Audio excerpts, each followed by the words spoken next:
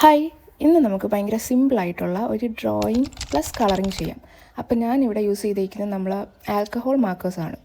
അപ്പം അതിൽ ഈ വൈറ്റ് ടിപ്പുള്ളതുകൊണ്ട് നമുക്ക് ഈസി ആയിട്ട് കളറിങ് ഒക്കെ ചെയ്യാൻ പറ്റും.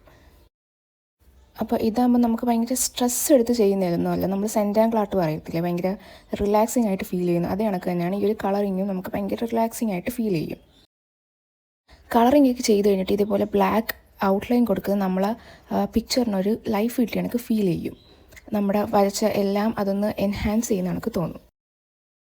അപ്പോൾ ഇവിടെ ഞാൻ എല്ലാത്തിലും ഇതേ കണക്ക് ബ്ലാക്ക് ഔട്ട്ലൈൻ കൊടുക്കുന്നുണ്ട്. അപ്പോൾ അത് ചെയ്ത് കഴിയുമ്പോൾ അതിൻ്റെ ഡിഫറൻസ് നിങ്ങൾക്ക് കാണുമ്പോൾ തന്നെ മനസ്സിലാവും.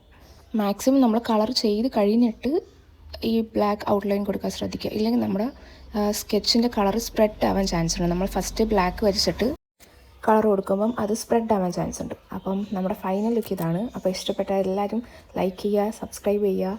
അപ്പോൾ അടുത്ത വീഡിയോയിൽ കാണാം. ബൈ.